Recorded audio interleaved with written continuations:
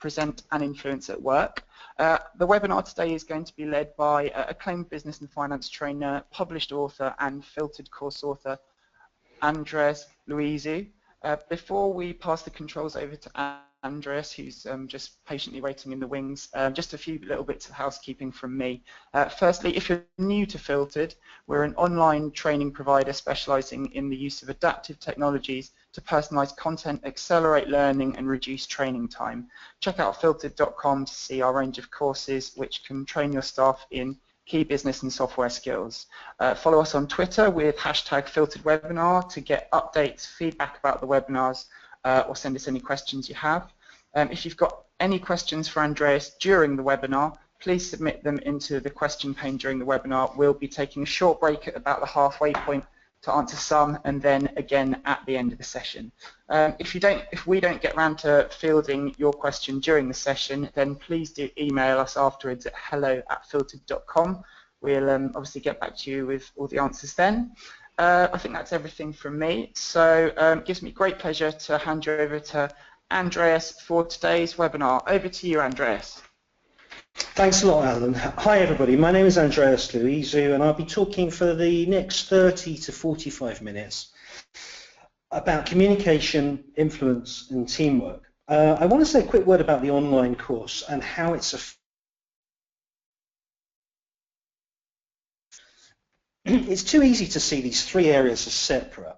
One thing that must come across in our training is that they're all linked. So we start with our communication, especially with our one-to-ones and even our communication with ourselves, and that will help us to influence people, and then we can move into influencing people in teams. Now, when you look at today's outline, the words that are in bold are the areas I'm going to talk about. So we're going to start off with listening skills, which to my mind is the most important interpersonal skill that we will ever learn. And we do have to learn listening skills.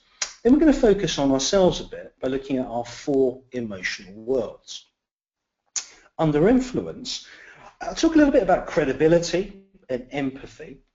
And I'll show you 2 techniques that you can use straight away as soon as this seminar is over for you to improve how you speak with people. I don't mean necessarily in front of 5,000 people, I mean your next conversation. Our last area is how we communicate in teams. Let's begin with listening. So the way I'm going to talk about each of these 4 areas is fairly similar in structure. I'm going to give you a minute of theory and then 3 or 4 minutes of practice. So let's start with a listening model. Listening, as I've said, is the most underrated skill in business and in life today. Think how many courses you've been on presentation skills. Think how many books there are on how to run presentations. Think how few books there are about being in the audience and listening. It's something that we undervalue, and it's something that is becoming increasingly the distinguishing factor between people who are good at work and people who are great at work. No matter what your job, it can be the most analytical financial job in the world, you may spend 24 hours a day with spreadsheets, you must be able to listen. Now, I can't see you, obviously. Some of you will be nodding as I say this, but are you nodding in the same way that I used to nod when I heard this information, when I heard this opinion given, which was like, yeah, listening, that sounds okay, but I'm not really sure. Let me tell you, as soon as you start to listen actively, you will become much more productive. You will clear up misunderstandings, or misunderstandings won't occur because you're focused on the speaker. You'll also gain trust. You'll build rapport with the speaker, not just for the conversation you're having now, but for the conversation that you'll have in the future. And that's great because it means that they will listen to you next time. This is the weird thing about listening properly. It actually speeds everything up. If you look at this model, I'll begin to explain why listening doesn't work, why it's problematic for us. The first stage of this model is the receiving. We hear what the speaker is saying, and if we can see them, we look at their body language. Sometimes we can also use our other senses. We may kind of smell their excitement or sense their fear. Let's go into the processing part of this, the second stage. This is where problems occur. Now, there's a very interesting fact here. We can talk at about 150 words per minute, but we can listen at 450 words per minute. So what happens is we tend to think that 2/3 of our brain isn't occupied while we're listening. That's a terrible mistake, but what happens is that 2/3, that extra 300 words per minute capacity, lets us get distracted. So we think we can listen while we're sending tweets or while we're doing Facebook or while we're, looking at something else. You simply can't. You can't listen well. You can't learn. I dread to think what you people have got open on your machines now as I'm talking. Switch it off. Focus. Okay. This kind of extra capacity also means that while someone is speaking to us, we can become judgmental. You're all doing that now. I've deliberately said something that was slightly provocative, slightly annoying, and you're thinking, oh, who's he to talk? Or you may be thinking, good point. Or you're interpreting what I'm saying. You're trying to think, why has he said that? You may dismiss what I've just said or accept it. But as you've been doing all of those mental actions, you've not been listening to me. And that is the problem. Hearing me is not the same as listening to me. Look at the third stage, the response. When someone has finished speaking, it's normal for us to provide either a verbal response, yeah, no, maybe, or we show something with our body language. Yeah, I agree with that. Oh, you're crazy. And the last point here is no response. If you think, I'll just ignore that, that is a major response. Don't ever think that just because you've ignored them, you haven't responded. So if something is going wrong in this process, and it's my belief that it is, what can we do? Well, we can go into active listening. Again, a phrase many of you have been familiar with, but what does that actually mean? Think about your last conversation that you had. How much attention did you pay to the speaker? How much do you remember about what she said? But it's not 100% in either of those cases. Now, active listening requires you to, in a way, to suspend your importance. The speaker, the person speaking to you, is more important than you. I know that's a major step for many of us to take, but let's do it. It means that you have to change your mindset. You have to commit to listen. Don't pick up peanuts. Don't flip your pen. Yeah? Don't look elsewhere. Be aware of the person.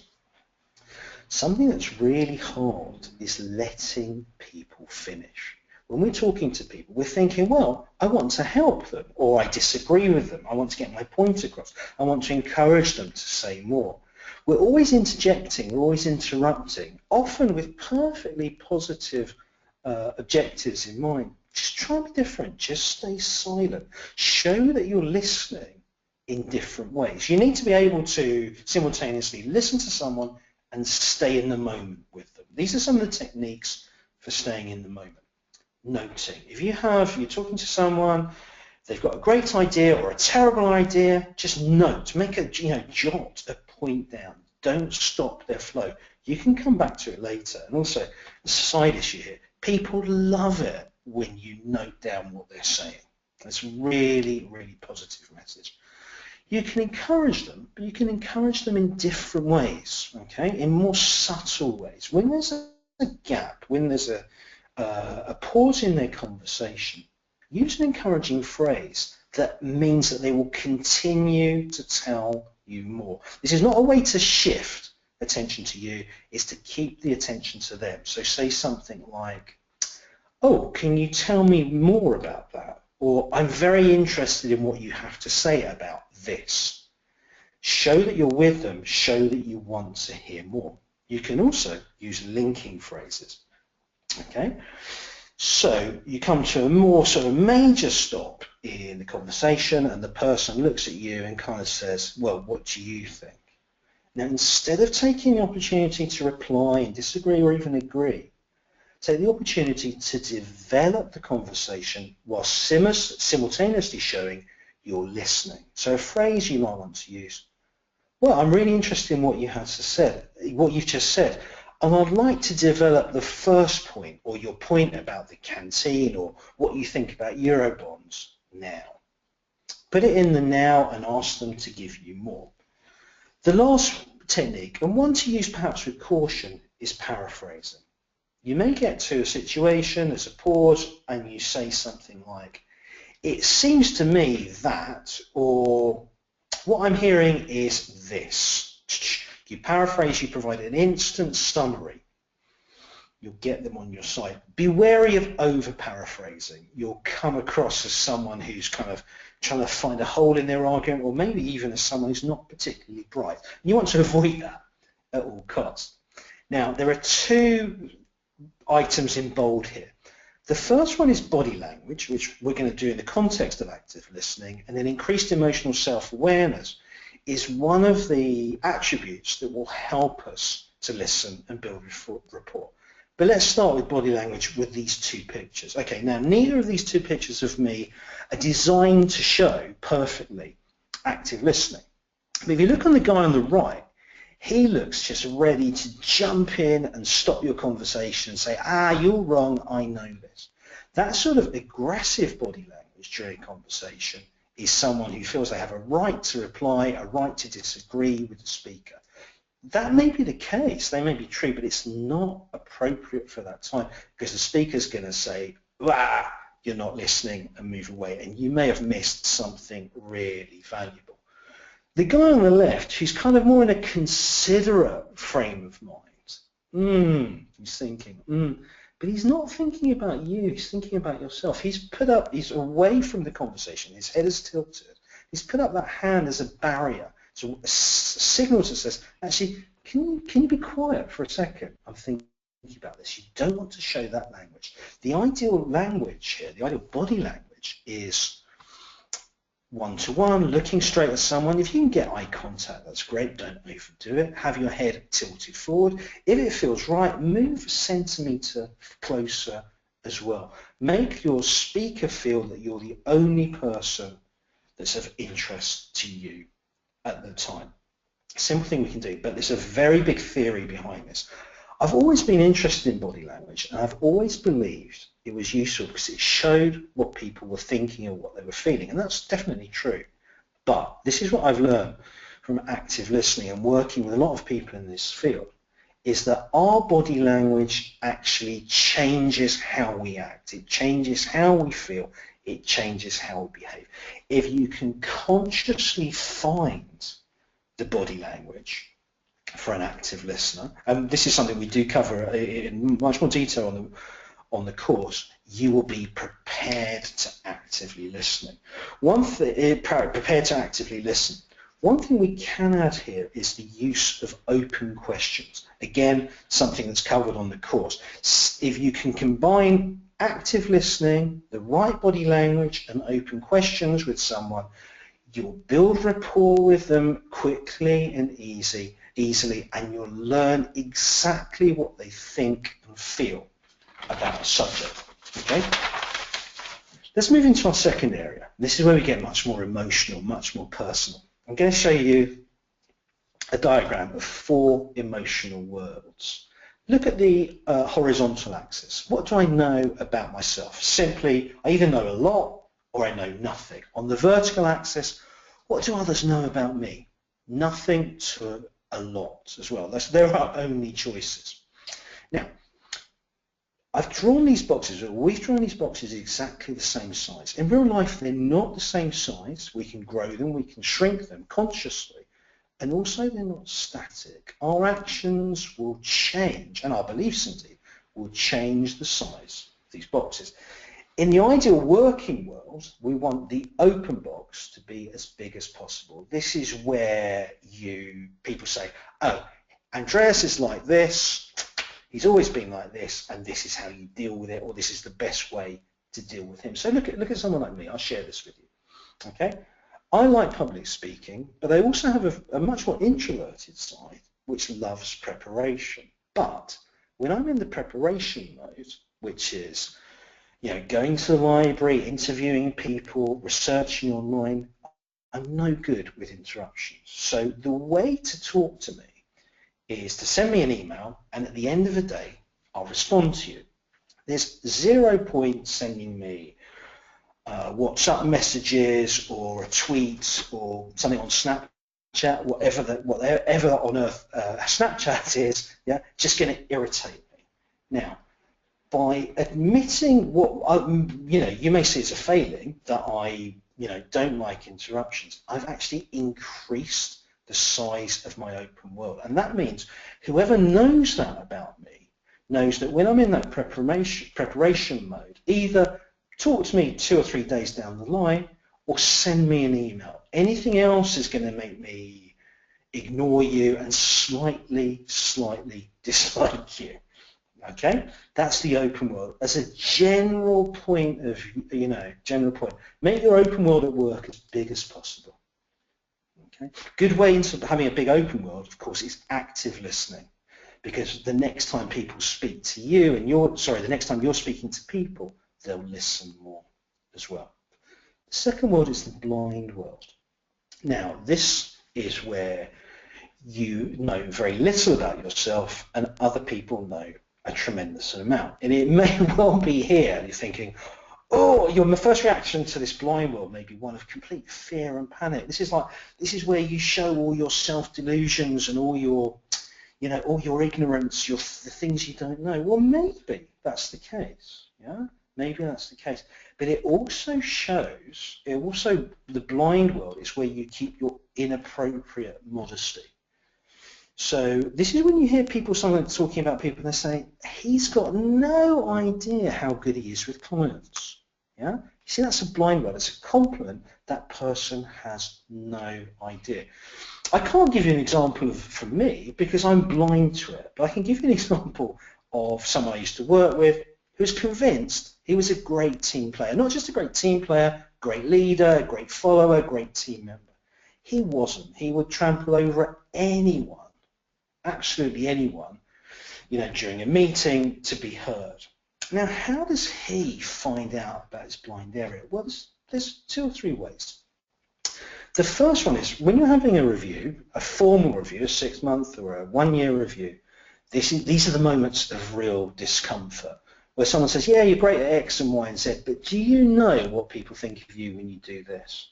Really pay attention to those areas. This is how to decrease your blind world. Uncomfortable, yeah? These are the things you have no idea about, and if they're negative, really takes the steam out of you. But listen to them. The second thing you can do is to pay attention to informal feedback.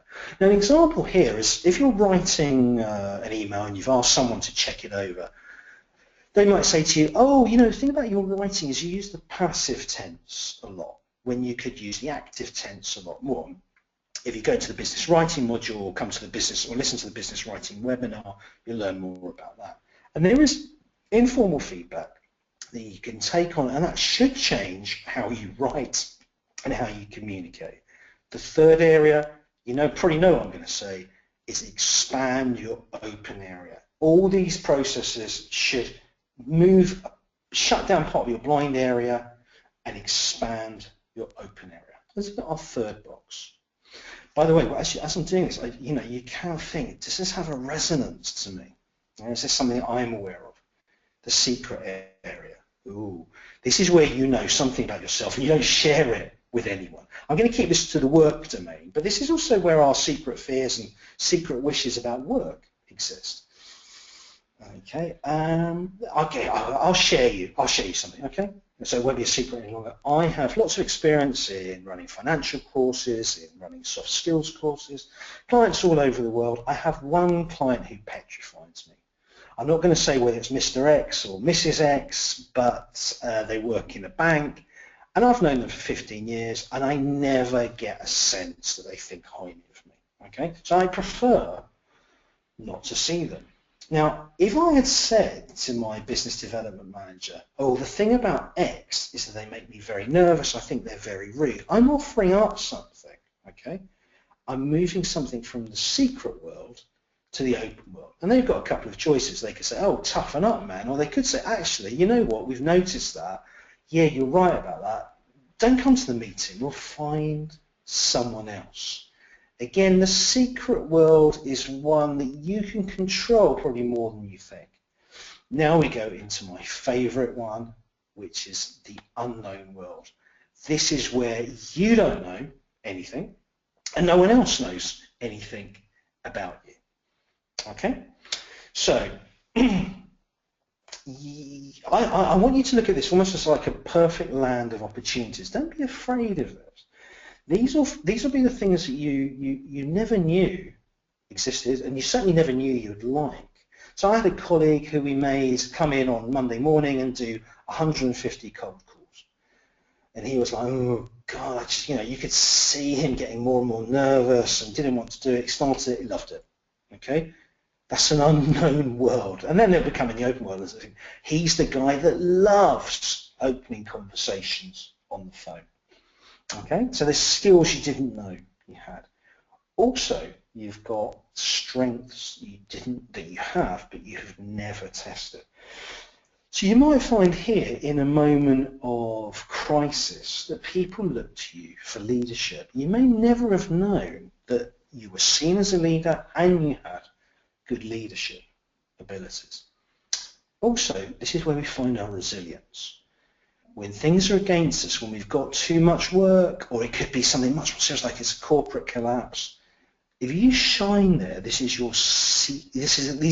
the unknown resource that you've got that no one, including you, ever knew about.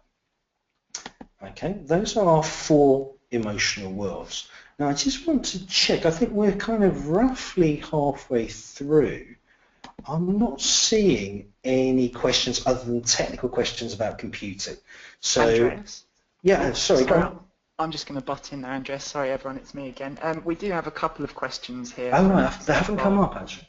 Oh, apologies. Well, I'll read them out to you. So we've got one from Phil, which is, how can you get a colleague to listen to you, especially if there's a narcissistic trait? Oh, that is such a great question. I'm assuming that the narcissistic trait is with the colleague rather than with the questioner. Yeah, that's how it seems. Okay. One thing I would think about here, and this is difficult, without doubt this is difficult, is think about location. Narcissists, by definition, tend to like an audience. So if they want to show that they're somehow more aggressive than you, more powerful, or they think lowly of you, they'll show that much more willingly in front of a group of people. So if you think about a team meeting, the way to get them to actively listen to you would not be when there's 12 people around the desk. The place to do it, I think, is outside as you're leaving from the meeting. You know, when you have a meeting, people always have little sub-meetings afterwards. That's the time, I believe, that you start to ask someone to actively listen to you. And it's about making them look at you and no one else being there. I would say I have experience of this. And don't think even for a second that you're going to be able to change that relationship in one conversation. But showing them that you're listening to them at the same time is a great step. And getting them to listen to you, even if it's just from like 2 sentences, will change how they view you and how you approach you. I wish you good luck with that. That's just one technique you could use. Okay, and our next question is from Bob, and Bob asks, doesn't body language naturally language naturally flow from mindset? Surely it would be very difficult to try consciously modifying body language and continuing to listen at the same time. Oh, I think that's a very good point. It's one I disagree with. It's one that I would have agreed with a few years ago. I firmly believe, and there's been a lot of academic evidence in the last 15, 20 years to back this up, that it's actually our language changes the mindset. And I thought, when I first heard that, I thought, I don't believe that. And then I've tried it in certain situations. I'll make this slightly wider. Let's move away from body language in active listening. Let's put this in terms of confidence. I want you all to try this. If you're lacking in confidence, the next meeting you go into or the next time you shake hands with someone, just in that 1 second before, imagine that you've just won the lottery. Feel how your body changes, how you lift up a centimetre, maybe 2 centimetres, how you slightly fill out, how there's, because you're smiling at the thought, how there's slightly more oxygen in your system. You will come across as more confident because you've changed your body language. Now, there are lots of negative examples here you can draw from sport. When you see, a good one is football managers. You see football managers who are tense during the warm-up for a game, who've got their arms crossed, who kind of can't sing properly when they're doing the national anthems.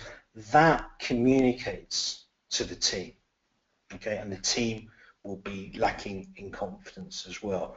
I know it's a big step, but trust me, it does work. Your body language, consciously saying to your body, I'm going to be like this, will change how you act, and because it's changing how you act, it will change how you are perceived. And that will feed back because people think, oh, he's more confident, or he's a better listener.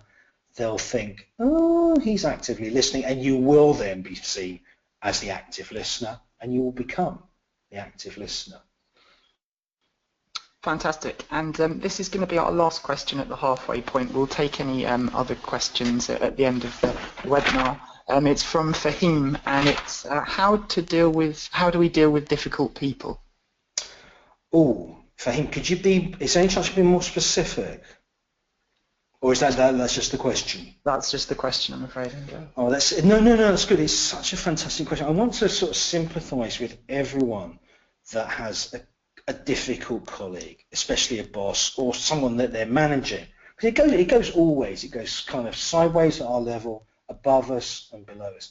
It's always extremely difficult, and it's one of the things we carry around with us. Okay, I'll give you, because I don't know much about this, just a couple of things.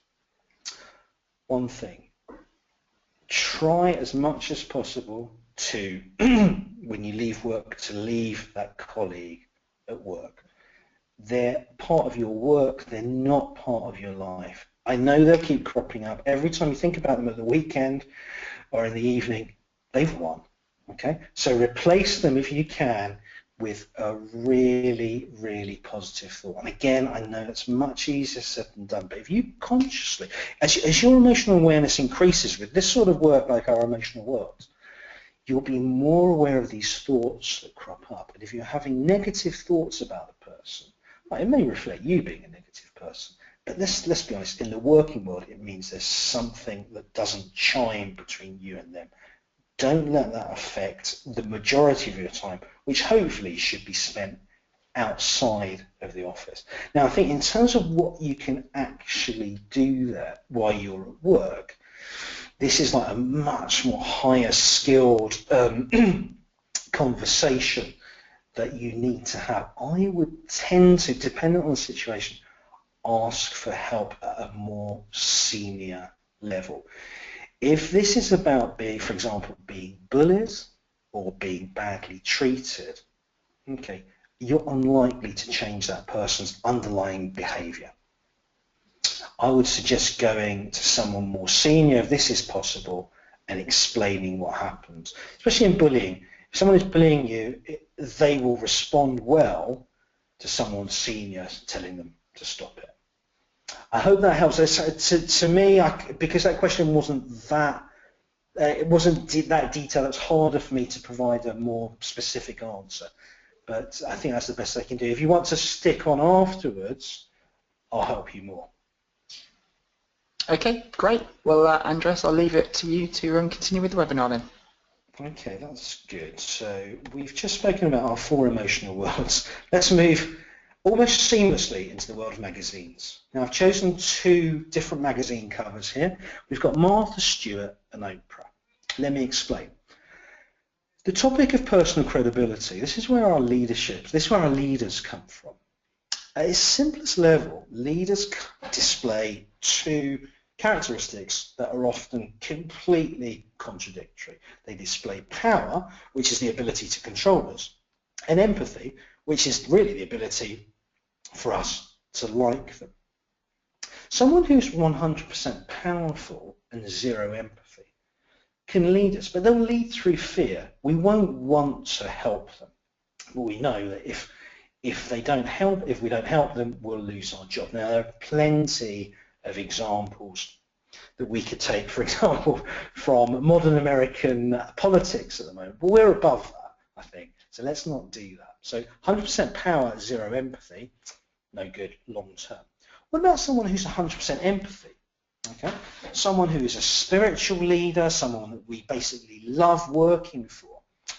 Well, they're great, but if they don't have power to back that up, we'll think, they're nice. I'll leave their deadline and I'll prioritize the work of the powerful person. Now, the best leaders, the world-class leaders, have got great power and great empathy. Now, Martha Stewart has relatively high power, but she's always come across as a cold person, as someone that isn't particularly interested in you or your life. Look at Oprah, though. She's one of the most powerful women on the planet, and yet when you see her interview someone or you read what she's written, she has massive, massive amounts of empathy. So that combination of power and empathy makes people superstar leaders. Now, you may be thinking now, well, that's great for them. How do I get there?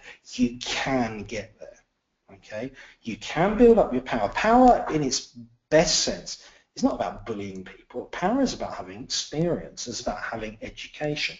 Your power comes from what you've done, not just from your ability to hit people with a stick. Empathy in business is a slightly rarer quality, and we may feel that we're quite empathetic people, but we don't want to share it at work. We feel it may even be seen as a sign of weakness. There's truth in that, but there are ways that you can show empathy. And again, if it doesn't come naturally to you, you have to learn these things, I think. That sounds a bit phony, like I'm faking an emotion, but when you start to factor this in with, say, active listening, you will change. When you're more aware of yourself, you'll change. Okay. Now, so far, so theoretical. Let's think about how empathy and power work in communications. One slide, very quick slide, which summarizes quite a lot of information. When we communicate, we have a desire to change. Otherwise, we're just passing time. Every conversation or every email, every text is about changing what someone thinks or what they feel or how they act, what they do. Successful communication will change them. You'll have enough influence, and influence comes from power and from empathy to change. For example, let's think about banking. What do I think about my current bank? Not great. What do I feel about changing? I feel it's going to be hassle. What's the action the bank wants? They want you to take the step of changing your account to another provider. Okay? Their advert, their communication, their call works if you go through those stages. Now, I want to stress, in real life, getting one of these things to fire up and to work is a challenge. Okay? Getting all three to change what people think, feel, and do is an amazing skill. And let's face it, it's beyond most of us most of the time. Okay, let's have a look at a couple of models. A Greek model from Aristotle. This is all about presentation skills, and it's all based on what we've looked at so far. Aristotle, and pretty much everyone after him, has decided that three factors, and three factors only, will make you a great speaker, someone who can communicate and someone who can change people. The first one he called ethos, and this is your personal credibility. You may think of this as the word that we've used so far, which is power. So your ethos would be, oh, I have had this experience. I did set up and sell a company. Yeah? I worked there for 15 years. I have a PhD in this. These are all great things for personal credibility. However, if you lack the second element, which is pathos, which is the empathy, all the ethos in the world is not going to change people. You may have a fantastic background in the subject, but unless you can connect with people, they're not going to support you. They're going to think, yeah, he's the expert, so what? But if you are just empathy, everyone loves you, but they think after a couple of minutes, oh, what are they talking about? Where is their right to talk? Where does it come from? They know nothing about this subject. The third element is slightly new to us. It's the logos, which is the storytelling skill. So this is your ability to get your point across. Okay, it's where did you get your evidence from? How have you structured your talk? Does your talk flow, or is it very jerky? Is it very jumpy? And it goes down to the individual choice of words. Now, if you look at this, you may feel that one of these points of the triangle speaks to you more. You may be a highly empathetic people, you may have a person, you may have tons of experience, you may be really good at crafting a talk. You need something of all three. So for example, if someone is high logos and doesn't have the other attributes, they're great at putting a story together, but no one is going to listen to them because they have no right and they have no to tell the story and they have very little likability. Okay, so far so theoretical. Let me give you the modern words: credibility, heart and skill, and let's go straight into a tough example. Okay, I think the best speakers you'll ever get at the moment are charity collectors on the street. These are people who are getting you to sign up to make a charitable donation. They've got seconds to make an impact. You know, they're outside the train station, they're in the high street, and they follow a very structured approach. So this is the logos, okay? But to get the logos to work, to get the structure to work, they also need to make an empathetic appeal to you and also show some credibility. Let's have a look at this. We call it an SDQA approach. Simplest form. The situation is this. The complication, things are getting worse. Then they pause. What can be done? And the answer invariably is you open your wallet or your purse and you take out some money. So it's an action. But to get you to perform that action, they need to change your feelings and your thoughts. Now let me give you an example from charity that happened to me. Okay, donkeys. Someone said to me, donkeys are starving in increasing numbers. Okay, that's a situation. The complication. Harvests of hay, the donkeys' traditional food, have become much harder. People are eating the hay instead of giving it to donkeys. Think, oh, that's terrible. And then they look at you and say, what can be done about this? And you say, or they say to you, £10 a month will change the situation. Can you see how that works? Okay. Now, in a charitable scenario, this is very interesting. I've researched this. The average donation that people sign up for is £10, but they always sign up to make a monthly payment, direct debit or standing order. And the average length of that payment is 4 years. So everybody that signs up pays, on average, £480 to the charitable collector. That's a lot of money for getting this right. Okay, let's put this into a business example. Okay, let's take one from the world of finance. You are running a conglomerate, a holding company that has many different divisions, but growth has stagnated. Okay, so situation. Growth has stagnated in our companies. We've not gained sales or earnings. What's the complication? Our brands are mature, so sales will decline and earnings will follow. Question, what can we do to remedy the fall in earnings and the fall in sales? By causing the minimum disruption to our portfolio, the answer, buy 4 or 5 or 6 new companies that fit the portfolio that are similar to existing brands. Now, this situation, complication, question and answer structure, now that you've seen this, you'll see this all the time. You'll see this in the first paragraph of textbooks. You'll see this in the first few lines of a newspaper article. You'll see this, in fact, normally when training companies are selling you a program. The gift here is that you can use this in your conversations as well. It takes 10 seconds of planning. Okay, this is not just for the major presentations. This may be you getting up to speak for a minute about something that's gone wrong with the printer. Yeah, or it may be you getting up to speak for an hour about why the company should be sold.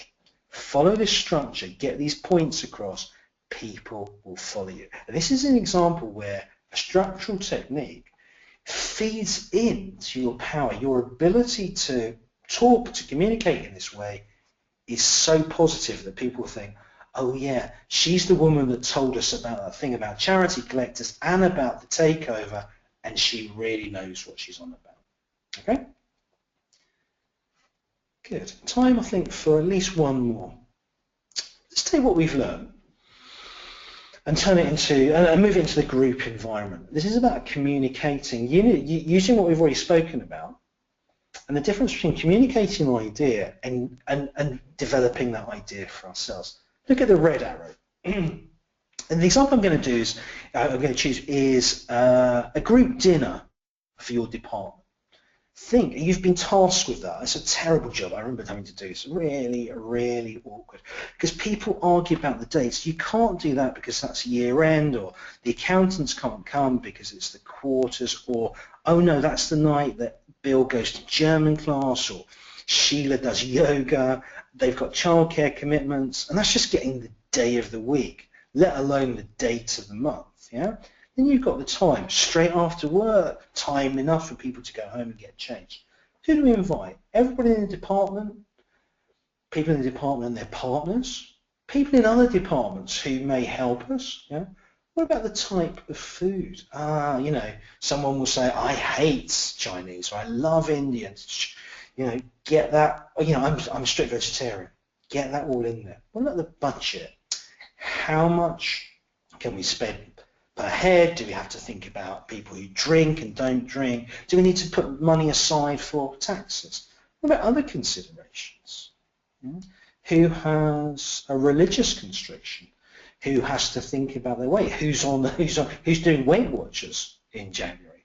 All of those things factor into the decision. But when you're communicating that decision, no one needs to know that. You've asked everyone about that, but what they want is the message. That's the black arrow. This is what you communicate.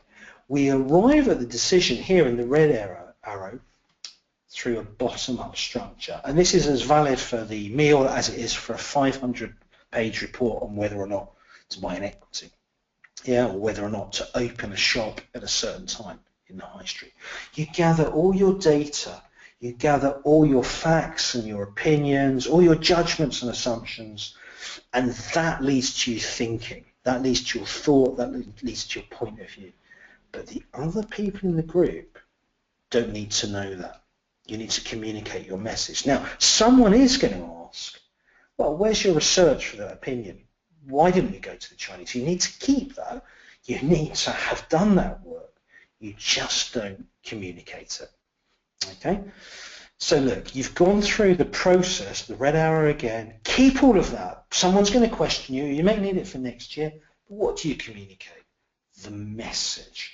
And that's how, if you can do that, if you can get your, it's old cliche, get your message across, you're the messenger, people like what you're doing. Because in the end, we put aside all our petty differences and we say, oh, well done, yeah, you've organised the meal, that's going to be great.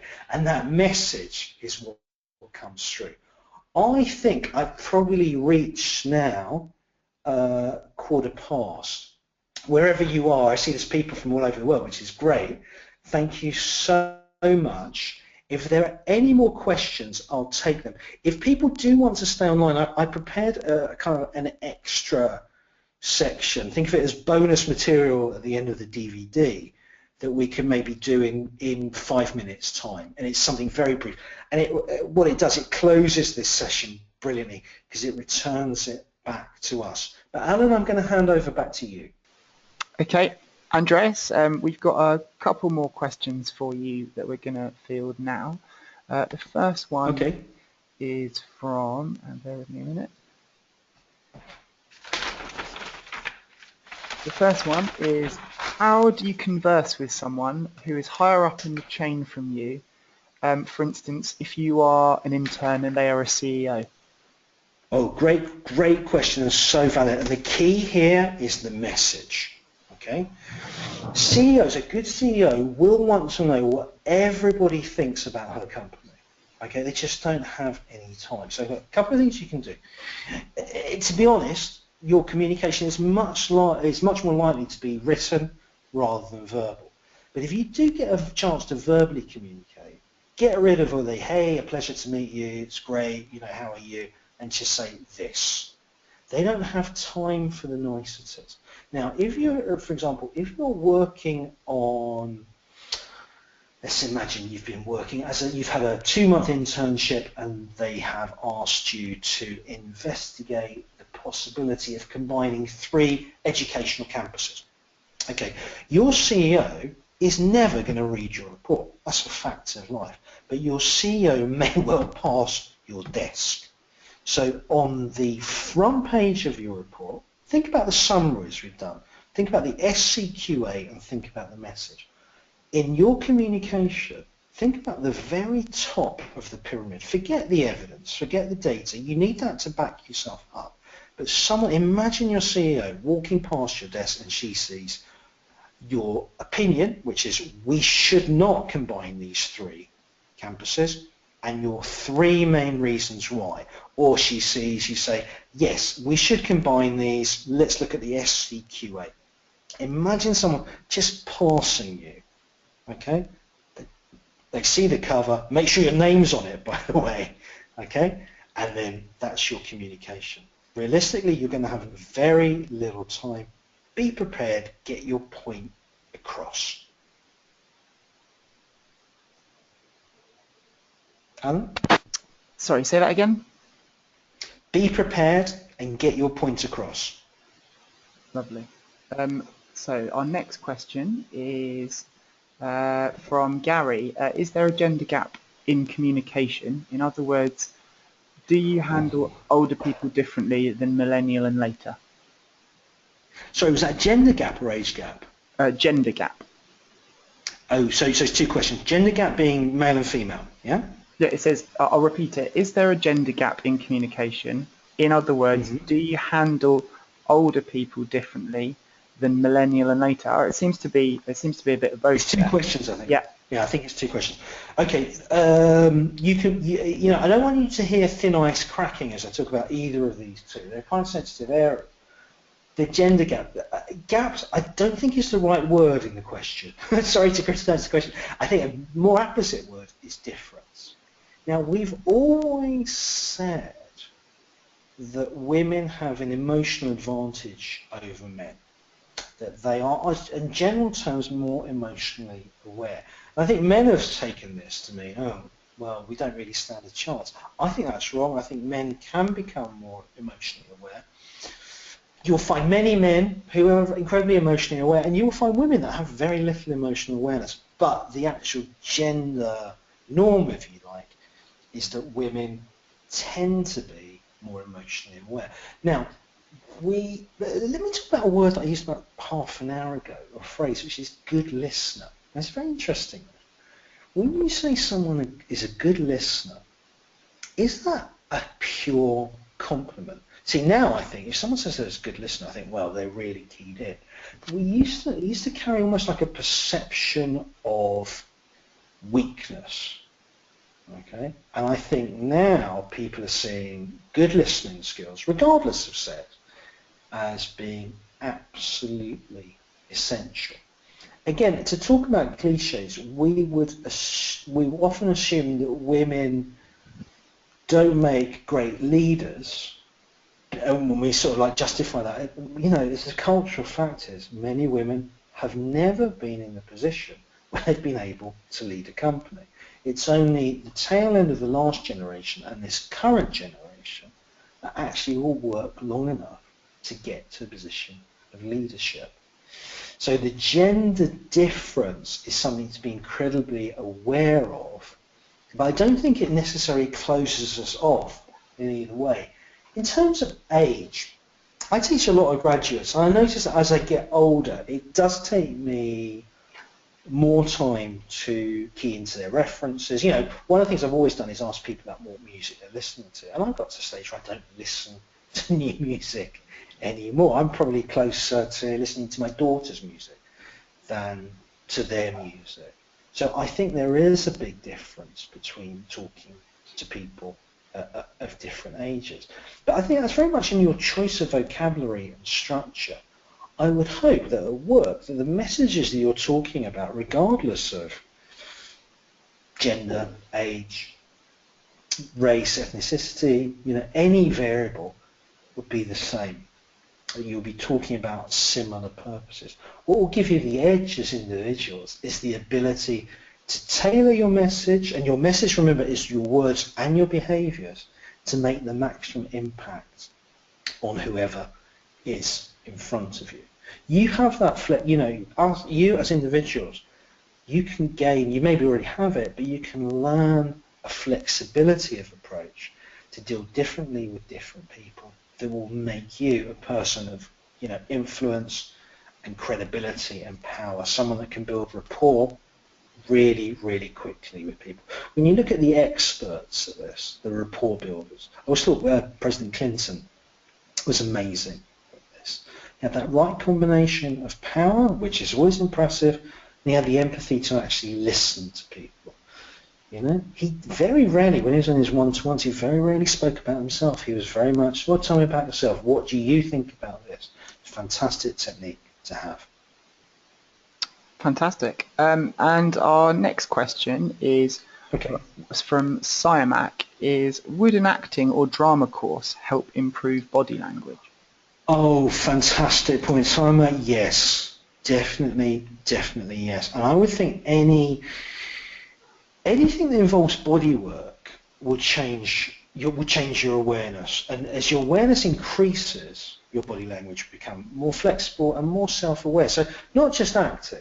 I think certain types of exercise, if you do martial arts, be they kind of very aggressive like Taekwondo or more gentle like Aikido or Tai Chi, they will influence your body awareness. And the one I most recommend, especially to men, funnily enough, is yoga. Yoga has tremendous benefits. One thing we haven't had time to talk about today is breathing.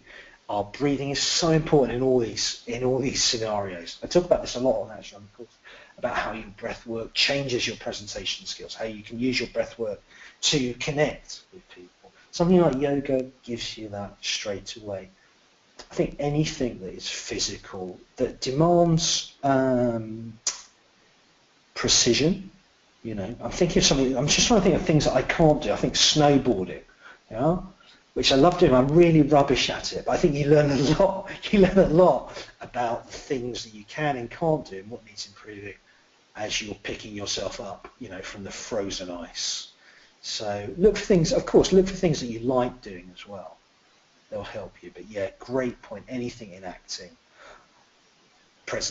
acting is fantastic for this. Okay, brilliant. And our last question of the afternoon. I know we've had a lot of questions in, so apologies to everyone for not being able to field all of these. If you'd like to email us at hello@filtered.com, we'd be more than happy to get back to you after the webinar. But the last question here is, what's the best way to ask for a pay rise? And that's from Simon. Fantastic. What a fantastic question. Okay, the best way to ask for anything is to be prepared. So you can't go in and just say, give me X grand more because I'm great, unless you are really, really good and very aggressive. What you'd be asked is, well, why? The obvious thing is why. Can you show your achievements? Now, these may be hard technical achievements. I finished that. I finished this. This was in on time.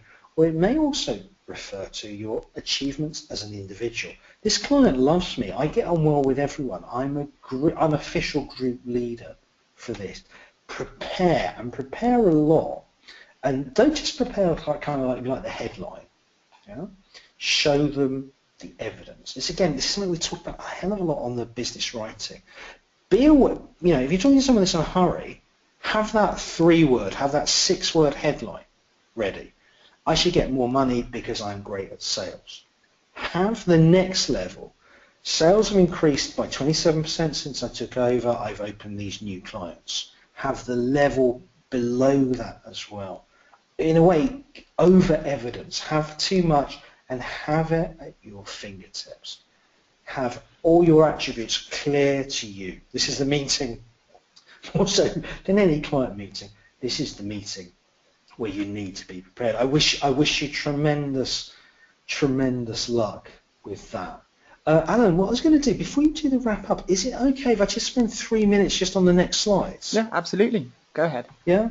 I think most people, I'm very gratified that the vast majority of you stayed online, which is great. Now, I just want to finish with something that really is very quick, very powerful. It's called getting personal. There's no judgment on this, but it's a kind of quiz, but you keep the answers to yourself, please, yeah, and you don't, there's no right or wrong. All there is what you are at this moment in time. Don't be theoretical. I'm going to ask you 4 questions. It's about now. I want you to answer now. I don't have a watch that I can use, so timings are approximate, 15 seconds.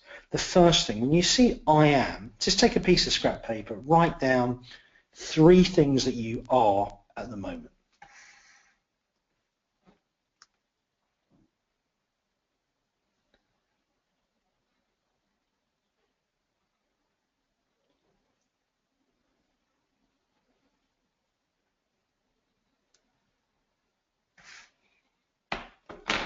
Okay, you will have more time to do this on your own, but just do the same thing now with I feel.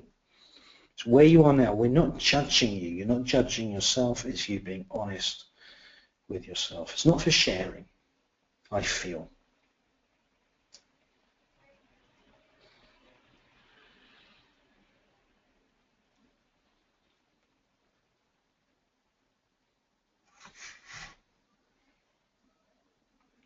Our third one. I like.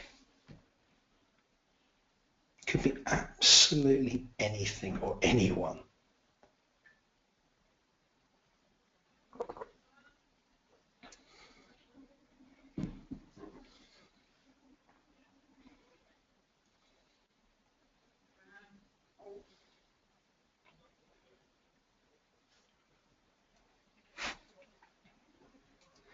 And the last one, I just want one word here, I don't like.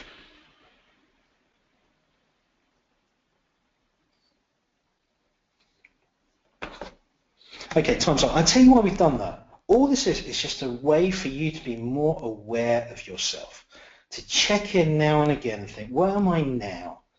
Yeah? What are my emotions? What's important to me? What do I want to get rid of? Do this every now and again. You'll find this incredibly valuable. Well, I'd love to thank you all for your time and your commitment. Well done, you. I know for many people, I just see some people think it must be in the middle of the night where they are. Well done, you. Other people are starting this. Wherever you are, I hope it's a great beginning or end of your day. Thanks a lot. I'm going to hand you over to Alan. Thank you very much, Andreas, and I'd just like to thank you for an absolutely fantastic webinar there, and thanks to everyone also for attending this afternoon. Before we leave, I've just got a few more words to say. If you enjoyed Andreas's webinar, then you should definitely check out his latest books, Map My Pitch Up. It's available on Amazon and with other retailers. You'll learn the tools and techniques to improve the quality and speed of your writing, learn how to attract readers, and once they're completely in your thrall, turn them into loyal followers. If you're looking to improve your interpersonal skills, like Andreas has been chatting about in this webinar, then do check out Filtered's Communication, Influence and Teams course. If you've got any questions about the webinar or would like to find out more about Filtered in general, do email us at hello@filtered.com. And we have recorded the webinar, so we will put the recording on our webpage, learn.filtered.com/webinars, within the next 24 to 48 hours. You can also register for any upcoming webinars there. For example, Andreas will be back with us on Tuesday the 8th of March for business writing. That's everything from me, really. So I'm just going to say again, thanks, Andreas, for joining us for the webinar. Thanks, everyone, for attending. And we hope to see you for our next webinar, which is on the 1st of March. That's 10 insights for engaging with learners at 4:30 p.m. Until then, have a great evening. Thank you. Bye.